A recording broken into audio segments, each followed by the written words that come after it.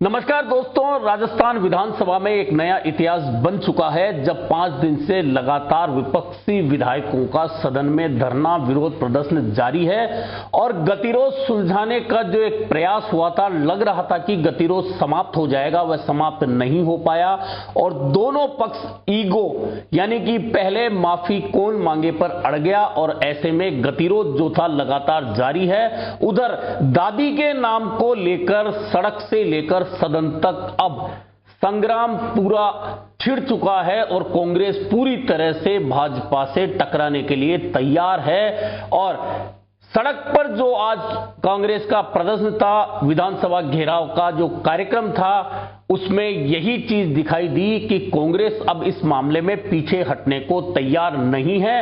हालांकि राजस्थान विधानसभा में ऐसा पहली बार होने जा रहा है जब इतने लंबे समय तक सरकार और प्रतिपक्ष के बीच में गतिरोध रहा हो। इससे पहले भी इस तरह की घटना हुई है, घटनाक्रम हुए हैं, लेकिन गतिरोध 1 दिन या 2 दिन से ज्यादा नहीं चला है। लेकिन ऐसा पहली बार हो रहा है जब प्रतिपक्ष कांग्रेस के सदस्य लगातार 4 दिन से सदन में लगातार धरना दे रहे हैं, रात दिन एक चल रहा है और उनकी पूरी दिनचर्या सदन में समटकर रह गई है। दूसरी ओर सोमवार को एक बार ऐसा प्रयास हुआ, हालांकि जब सदन की कार्यवाही सुबह शुरू हुई तो इस तरफ तो सदन में गतिरोध को लेकर लगातार कोशिशें हो रही थी कि यह गतिरोध समाप्त हो, उधर कांग्रेस जन सड़क पर संग्राम के लिए तैयार हो रहे थे।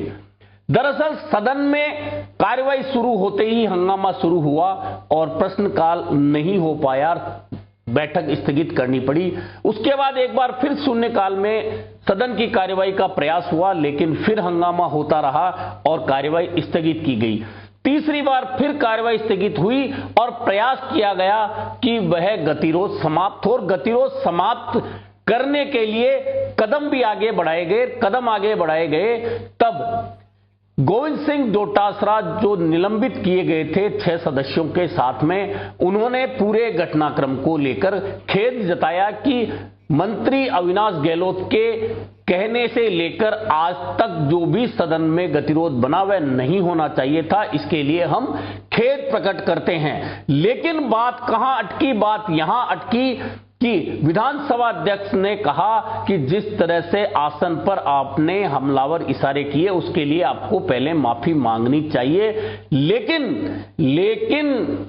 गोविंद सिंह डोटासरा का यह कहना था, प्रतिपक्ष के सदस्यों का यह कहना था कि यह नौबत क्यों आई, इस पर ध्यान देना चाहिए। इसलिए पहले मंत्री ने जो कहा, मंत्री को माफी मांगनी चाहिए। और जब सत्ता पक्ष इसके लिए तैयार नहीं हुआ तो जो गतिरोध सुलझाने का प्रयास था वह समाप्त हो गया और गतिरोध जारी है। कांग्रेस विधायक लगातार सदन में धरना और नारेबाजी कर रहे हैं और इसी नारेबाजी और धरने के बीच में विधानसभा अध्यक्ष ने कार्यवाही शुरू करवा दी है। लेकिन इसमें एक खास बात यह रही है कि विधानसभा अध्यक्ष के आसन के चारों ओर मार्शलों का पहरा लगवा दिया गया है और अब कोई भी सदस्य विधानसभा अध्यक्ष के नजदीक नहीं आ पाएगा। और किसी भी, हालांकि नेता प्रतिपक्ष टीकाराम जूली ने भी खड़े होकर इसको गतिरोध को समाप्त करने के लिए आग्रह किया अध्यक्ष से, लेकिन अध्यक्ष ने कहा कि पहले माफी मांगेंगे, उसके बाद ही आगे बात होगी और जो निलंबित सदस्य हैं उन्हें बाहर जाना होगा।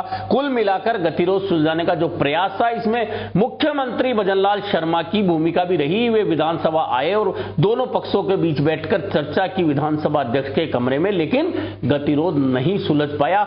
दूसरी ओर कांग्रेस ने जिला स्तर पर प्रदर्शन करने के बाद आज विधानसभा घेराव का कार्यक्रम रखा था और विधानसभा घेराव के कार्यक्रम में 22 गोदाम सर्किल जो जयपुर की है, वहां सारे कांग्रेस जन इकट्ठे हुए थे, जहां सरकार की हठधर्मिता को लेकर कांग्रेस नेताओं ने हमलावर रुख अपनाया सरकार पर और लगातार हमले बोले सरकार पर। उसके बाद में विधानसभा घेराव के लिए जैसे ही कांग्रेस के नेता और कार्यकर्ता रवाना हुए, पुलिस ने 22 गोदाम पर ही लगाए गए बैरिकेड पर रोक लिया। वहां धक्का मुक्की भी हुई, टकराव भी हुआ और उसके अलावा वाटर कैनन चलाकर खदेड़ा गया। उसके बाद में तमाम लोगों को हिरासत में ले लिया गया, कांग्रेस जनों को, और इसी के साथ में जो घेराव का कार्यक्रम था वह समाप्त हो गया। लेकिन सदन में जो गतिरोध बना है वह गतिरोध लगातार जारी है। अब चूंकि टकराव की स्थिति बनी हुई है और लग रहा था कि यह गतिरोध समाप्त हो जाएगा, तो एक और हमला जो कांग्रेस बोलने वाली है सत्ता पक्ष पर, सरकार पर, वह हमला भी होना था। क्योंकि डॉक्टर किरोड़ी लाल मीणा ने जिस तरह से सदन में सरकार की ओर से जवाब देने के बाद एक बार फिर फोन टेपिंग के आरोप जड़ दिए हैं, खुद की सीआईडी के आरोप जड़ दिए हैं, निश्चित मानकर चलिए कि यह हमला बोलने में कांग्रेस नहीं चुकेगी। और नेता प्रतिपक्ष टीकाराम जूली ने तो एक दिन पहले ही सोशल मीडिया पर लिख दिया था कि या तो सरकार ने सदन में झूठ बोला है तो हम विशेषाधिकार हनन का प्रस्ताव लाएंगे, या फिर सरकार को मंत्री जो झूठे हैं, अगर सरकार कहती है फोन टेप नहीं हुआ और मंत्री झूठे हैं तो फिर उनका इस्तीफा स्वीकार कर लेना चाहिए। इस मामले पर भी अब टकराव सत्ता पक्ष और कांग्रेस के बीच होना तय मानकर चलिए, क्योंकि पहले से ही सदन में संग्राम चल रहा है, सड़क पर संग्राम चल रहा है। और उस संग्राम के बीच अब डॉक्टर किरोड़ी लाल मीणा ने एक बार फिर कांग्रेस के हाथ में हथियार दे दिया है। ऐसे में देखना यह है कि सरकार पहले सदन में चल रहे गतिरोध को कैसे निपटाती है, क्योंकि अभी जब मैं वीडियो बना रहा हूं तब तक सदन में गतिरोध जारी है। हो सकता है कि और प्रयास होकर इस गतिरोध को समाप्त करने का काम हो। अगर यह गतिरोध समाप्त नहीं होता तो अब सरकार क्या करेगी कांग्रेस से निपटने के लिए, और कांग्रेस सरकार को किस तरह से सड़क पर घेरेगी, अब दोनों ओर से रणनीति बनेगी। लेकिन नेता प्रतिपक्ष ने यह भी कहा है कि जिस तरह से मार्शलों को बार बार सदन में बुलाया जा रहा है, हमें धमकाने का प्रयास हो रहा है, हम अब रणनीति बनाएंगे। सीधे टकराव की जो स्थिति बन रही है, हम चाहते हैं सदन चले, गतिरोध टूटे, लेकिन यह नहीं टूट पा रहा। ऐसे में सत्ता पक्ष और प्रतिपक्ष के बीच में सीधे टकराव के हालात बने हुए हैं और एक ये रिकॉर्ड बन गया है कि इतने दिनों तक लगातार प्रतिपक्ष सदन में धरना दे।